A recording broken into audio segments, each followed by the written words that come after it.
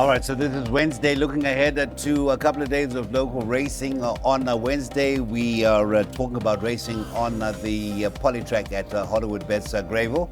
And then Thursday, we're back here on the Highveld. We're racing on the inside track at Turffontein. And it must be said, I'm sure people have sour memories of the last time we were at Turffontein. That is just Saturday gone. But a man who will be certainly hoping he can help us redress our accounts is Mr. Marie. Very good morning to you. Having a look at the results, because there was so much sport going on and there were so many errands to run, the payouts suggested that it was a tough day. But the results, looking at some of the names in the winners box, went off at bigger prices than one would have imagined. You know, the last couple of meetings haven't been great.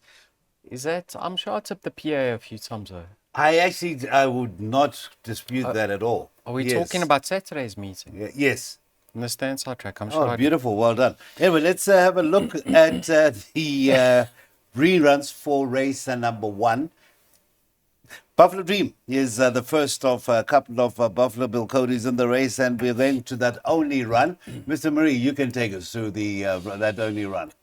Yeah, it wasn't a bad effort. I mean, he finished midfield on this occasion. Not doing much in the latter stages. Unlike what the computer form reflects, he tends to be staying on, not running on over there. So I don't think those figures are correct in the computer form. Nevertheless, he can make improvements. Right, so we go back to 12th April, and our second selection was now having a fifth outing, 5 Irish Warmer. Tell us more. This was probably your best effort to date. Went second beyond Heath House. Something had to run second because the field cut up to 3 runners. Not the worst of efforts. Okay. Not the greatest of confidence coming through from our selected, must be said. But as you say, something had to run second and third. It was against winners as well. I guess that's a mitigatory factor. So in the terms of the first leg of the bipod, what do? The first timer is half sister to Warrior of Royalty. Yes, now Warrior of Royalty is very fast. I think he won all his races over 1,000 meters. From 400 meters to 1,100. Dash. Yes. The KZN dash. Yes. You can see by the booking arrangements over here, or the jockey arrangements, work rider arrangements. Yes. Penicillia, who's the reigning champion, the stable elect, has been carded to ride, or confirmed to ride on number 2, Jack's Legacy, over number 3, Young General. So one would assume that he's the preferred of runners of the yard. Okay. Because of the booking of Penicillia. Unfortunately, he's got a terrible draw to contend with on debut. However, fortunately for him, he meets the right strength of field to get it right on debut. I just think the filly, Buffalo Dream, can make marked improvements. I think she's going to enjoy the step up to 1,200. And then I also included Irish Walmer and Miss Dutson. They've met in the past. You can see that Miss Dutson actually beat her behind Queen Layla. But now Irish Walmer jumps from stallgate number 1 and Savannah takes 1.5 off her back. We don't have to include the first timer being the first leg of the bipod. We just need the first race runner home. But like I said, I'm not a fan of the 4-man off over here. So I'm sure we're going to go very close to doubling up. All right, or tripling up. 2, 4, 5 and 6 are the numbers for that first leg of the bipod, and it will be an outlay of 144 rand. Our 8-race program on the inside track is over the 1,200 meters, race 1, and that is off at 12:30, scratched 7 and 8.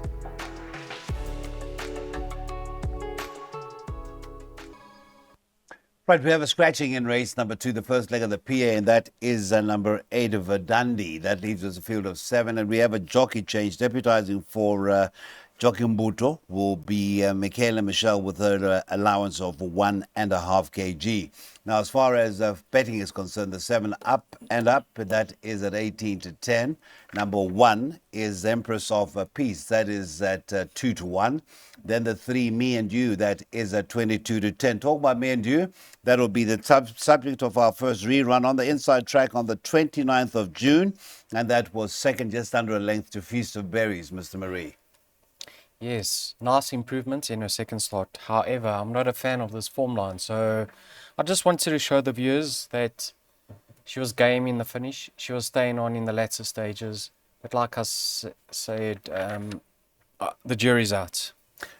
Okay, up against the winners was Up and Up in the third run, and that was on the 29th of June, finishing second behind a very useful Moana. That was second, just over 5 lengths behind.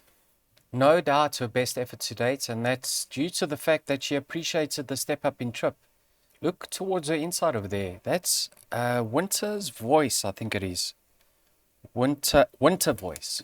Okay, so she beat Winter Voice about a length on that occasion. Have a look at number one, who appears to be her biggest rival. She got beaten 6 lengths by Winter Voice. So on a line through Winter Voice, you're going to be favoring Up and Up. And then, like I said, I don't like the form line of Feast of Berries. So I think Up and Up's the one to beat. Same course and distance, if I'm not mistaken, yes. And you'll see that Moana's likely to line up in the Douglas White Tequini. Month end. One of the two Group 1 I think it's a two-year-olds. grade 2, isn't it? Tequini? Yeah, I think the Tequini is a grade 2, if I'm not mistaken. Oh, okay. I think that's okay. So that's the 8 scratched, and now we're going to have a look at the PA whilst Mr. Marie confirms for us if it's a grade 1 or a grade 2. It is a bank at 7. That is Up and Up, and that's our only banker, but still, it is 288 rand. So that is now grade 2. In fact, last year would have been a grade 1. If I speak under correction. And that is an off time to race number 2 of 1305. Okay, just to confirm, it is a grade 2 this year. Last year it was a grade 1. That has just been confirmed. Thanks very much to Mr. Marie. Right, let's get to race 3. This will be the start of our pick 6, a maiden juvenile plate over the 1600 meters. We've lost numbers 2 Highway Code and the 8 put the lights out. The favorite is number 3, Jimmy Vega, and that is at 13 to 10. 16 to 10 is number 6, and that is Midnight Show. Then you got the 5, and that is a Microjet. Robbie Sage and Gavin Arena teaming up.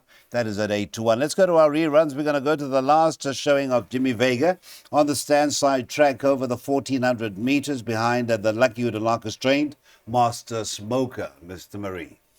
Very, very nice efforts. Yet a few equipment changes been made going into this race, and they seem to have worked. Take note who's just towards his inside, back in 4th place. That's Steel Pierre, who got promoted to 3rd. And also in this race, currently, Steel Pierre's in front with the yellow and the black sleeves. So there is a line horse with Steel Pierre. If you're using him as a line horse, you aren't going to be going into this race super confident with regards to Jimmy Vega's chances. However, you have to be favouring him. He's a nice individual, and the fact that he's coming from a yard deadly in form must give you even more confidence, because at the moment, anything Mr. Soma saddling is running well.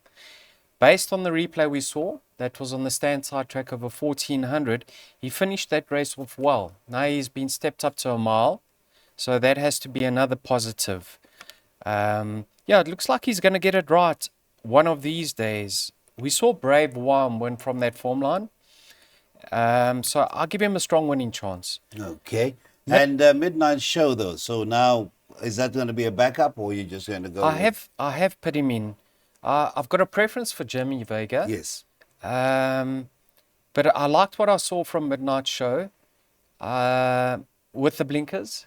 First run after a gelding, he's going to strip fitter. So you can see him featuring over here. I actually think this horse number 4, Koval, is a huge player.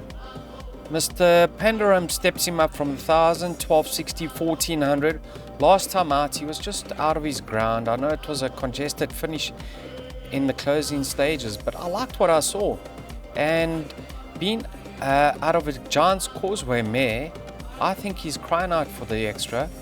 You can follow this horse even when he steps up to 2,000 meters. I don't think he's going to be a pushover. And currently heading into the first leg of the pick 6, I believe at 10 to 1, Koval's the biggest, the most value in the race. I think he's overpriced, and I might have a small bet on him. He just needs to overcome that draw, but so do his biggest rivals have tricky draws. I've thrown him in for the value of year. I'm actually gonna have it each way. No more places, Cecil. No more places. Win. One bet on number 4 Koval at 10 to 1. Thank you, sir. The man has been talking to himself the last minute, and he's decided it's a win bet. 3, 4, and a 6 marginal preference for Jimmy Vega, but big respect for numbers 4 Koval and the 6 Midnight Show. Scratchings 2 and 8. That's the first leg of the pick 6, off at 20-2. All right, let's get into that first jackpot, which starts race 4. Fillies and Mares, 74 divided handicap over the mile. And number 1, Delaware River, is your favorite at 33 to 10. 9 to 2 is number 2. That is Perdono Crown. And then you've got the 5, Bold Action. That is at 5 to 1, along with numbers 7. And that is 8. That's at 5 to 1, rather. And we go back to number 3. And that is in the colors of the Hollywood. That is Cosfon Marad. That is also at 5 to 1. Let's go to our reruns. Delaware River. We're going to go to the Val for its last showing, and that was at the beginning of July. And that was over a distance of 1,400 meters in the colors of Mr. Justice Mushwana in partnership with Mrs. Al Ackerman. Yeah, there's 3 runners in this race we need to take note of. Pearl Inner Crown's on the fence, currently in 2nd. And then look at 8 Hats flying up for 4th. So all 3 line up. I think there was less than a length separating them on that occasion. Now, Pretty Analia. Now we're going to do the penultimate run once again at the Val on the stand side track, and that's on the 18th of June over the 1700. Yes, and in the Hollywood syndicates racing also there back in 5th is Court van Draat. Says in the early stages, Court van Draat had to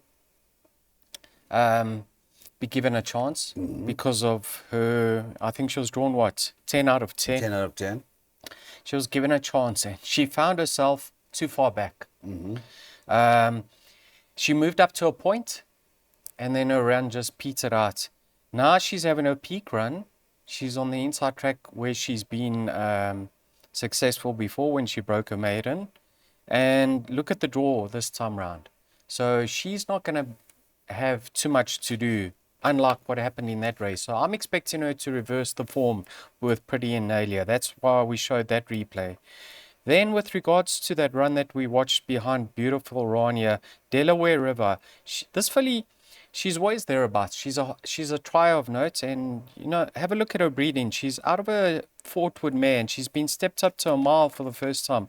That may be in her favor, but based on what I saw in that replay, 8 Hats was finishing best of all, and she's got a lovely draw. So I had to narrow it down, my perms in this leg. I've only got numbers 3, 7, and 8. And I included number 8, Can't Catch Me, because this mare, have a look at her 2 worst runs. They were in the soft. She hates the soft. Barring that, I don't think her form reads that badly. And then last time out in open company, they allowed her to stride, which suits her running style, and she fended them off. She only got a 3 pound or 1.5 kilogram penalty. She's got 52 to shoulder. Jeff Saister is going to adopt similar tactics. He's going to let her break well and get her up on the front foot. I wouldn't be surprised if she upsets the apple cart over here and goes back to back. I liked what I saw in her latest victory. I know on that occasion the going was favoured towards the inside. There was a distinct bias. But I think if she gets to the front easily, which I foresee, she could cause a little bit of an upset over here. I'm going in order 3, 7, 8. 3, 7, and 8 are the numbers for that first leg, and that will be at the start of a jackpot with an outlay of 240 Rand. It is a Fillies and Mares 74, and they're going over the 1,600 meters. Get that jackpot on with the start of race 4 at 2:15.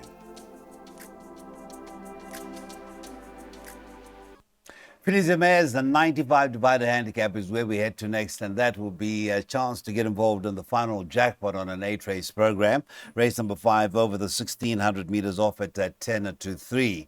Now, 1, Kensal Green is your favorite, and that is at 5 to 2. 3 to 1 is number 6, Russian Nobility. At 9 to 2 is number 7, and that is a 1-2, Buckle My Shoe. At 5 to 1 is number 8, and that number 8 being Lady Sabrina. Let's go to our reruns, and we start off with a horse that has been good to the man next to me, Kensal Green, in those familiar Capnia Silks, and that was a win over the 1400 meters at Turffontein on the standside track. Lovely effort. I mean, this was in open company and she made the boys look average. Nice runners behind her. Master Christmas, Chestnut Bomber, Danton from Santon, Paul Revere, Silver Tudor. They all above average sorts, and she put them to bed. We go back to the Vol, and that was the second, and that is a Sonic Jet coming through to beat the likes of our subject, Russian Ability. Yeah, there she took a check on the fence just when she was staying on in the latter stages. Now, unfortunately for her on this occasion, says the going was much more favourable on the fence or on the inside, and she was drawn, I think, 7. So Craig decided to give her a chance and angle her to that inside running rail, but then he found the traffic problems we just watched. So she should have finished closer. I think she's way better than that effort. Have a look at her breeding. Her dam, Tatiana, is a sister to Mother Russia, who was a sensation between a mile and 2,000 meters. So being by a warm, this filly is unexposed and going to love the extra. Unfortunately, she's cracked a pretty moderate draw in, I don't know if there's any scratchings over here. Let me just check. At the moment, none. No, in Stallgate number 7. So I'm not too sure how Craig's going to ride her. I guess all depends on how she breaks. But I think she's going to be much more effective over this sort of ground. And she could be underrated now that she's stepped up in trip. I make her the one to beat.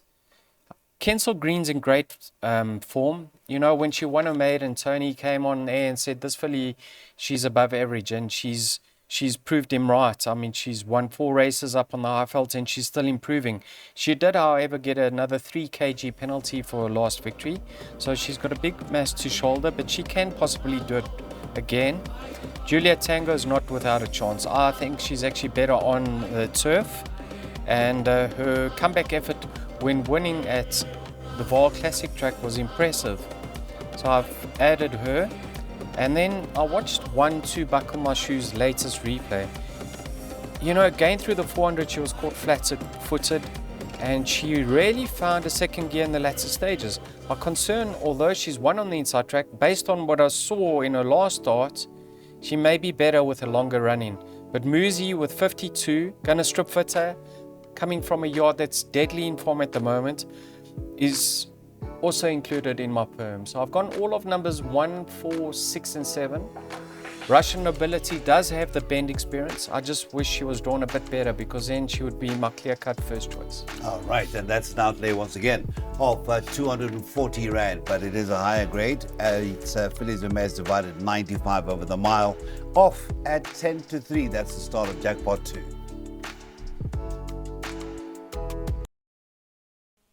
Merit weight is 72 handicap over the staying trip of 2,600 meters, and your favorite is the 4 Euphrates, who's at around 22-10. The 3 Shabal is at 5-1, 6-1 on numbers 6, and that is Stop the Traffic, and also at 6-1 is number 7, and that would be Emerald City. It is 7s and bet about those. Let's go with the 3 Shabal as we look back on its last run over the 2,600 meters, and that factors our course and distance effort, Mr. Marie.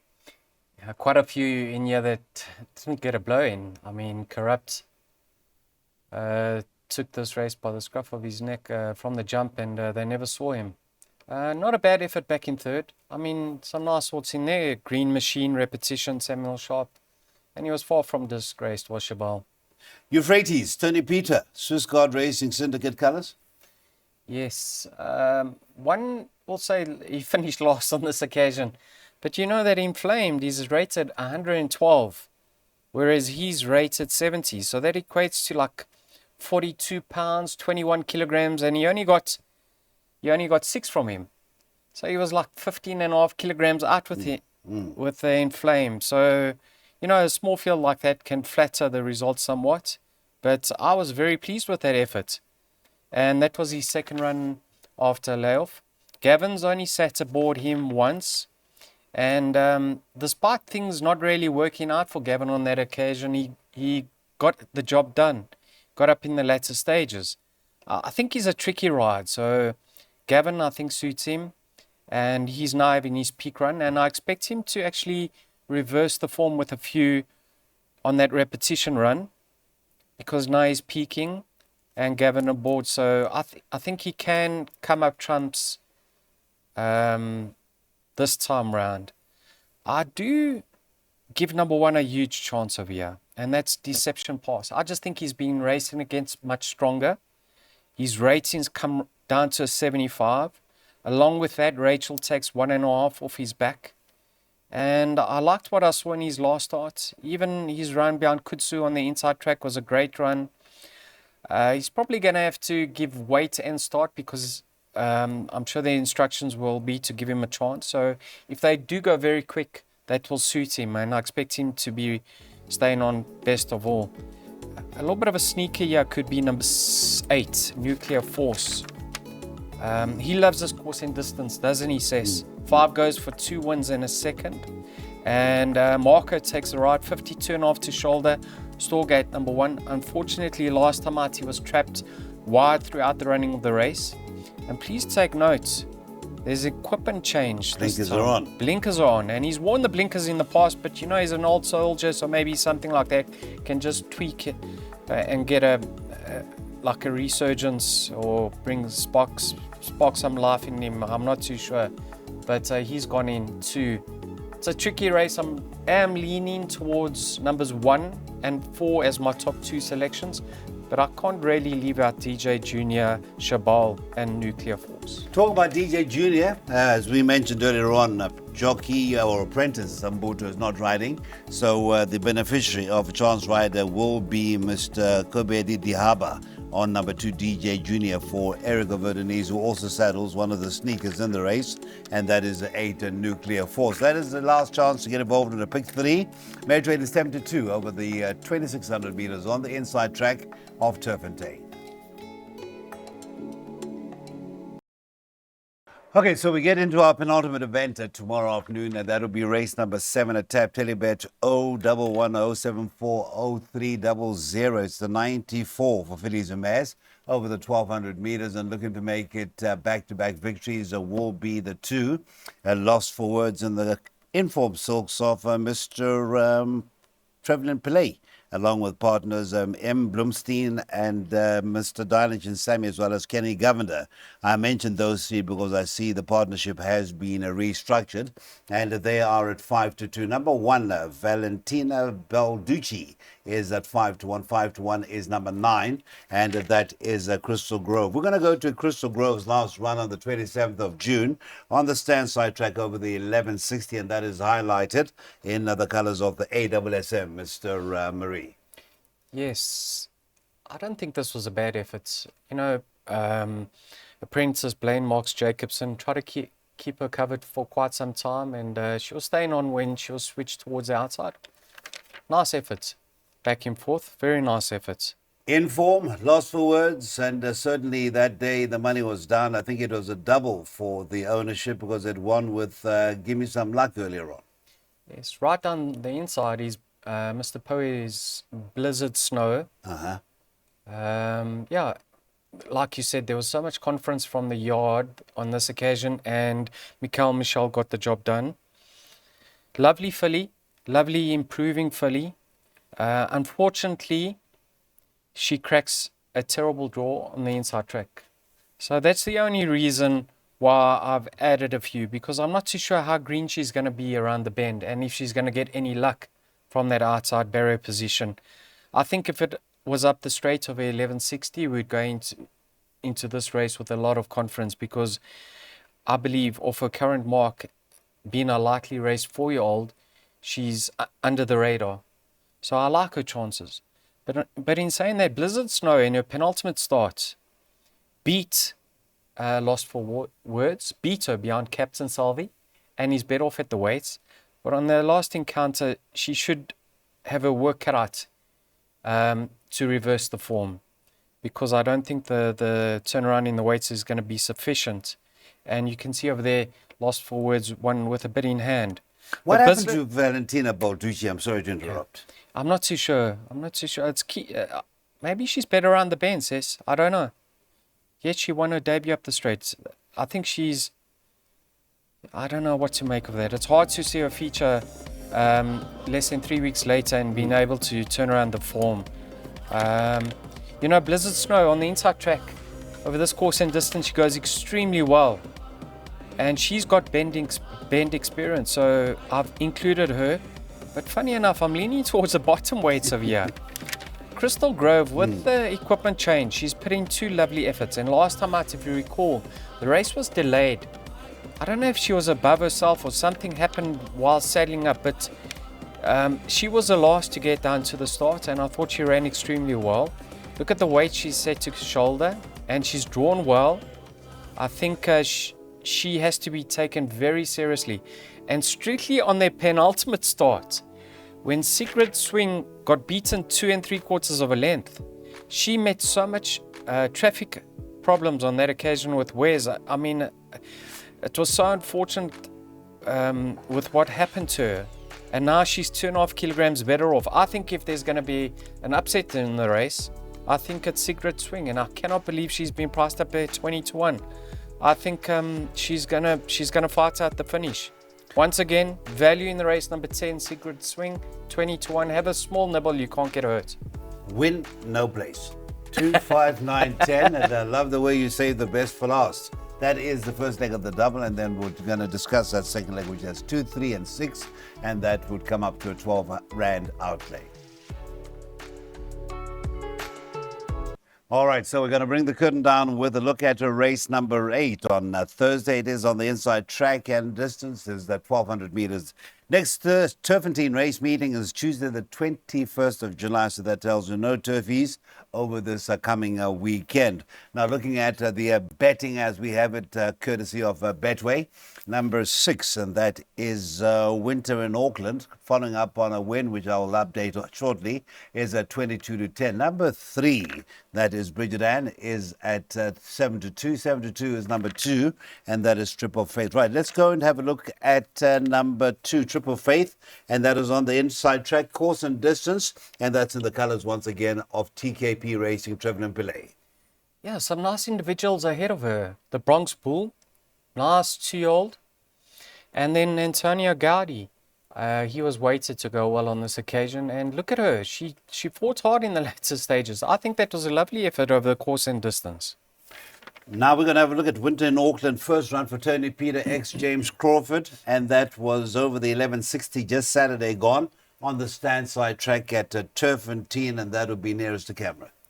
Yeah, lugging inwards somewhat. I don't think the inside track's going to be an issue. May actually favour her, but just punched out with their hands there by Cabello, never in doubt. Always seemed to have the race sewn up. And once again, some nice individuals behind her on that occasion. Geostorm, Evening Parade. Just don't know if she's going to line up, sis, because it is a few days later. Yeah.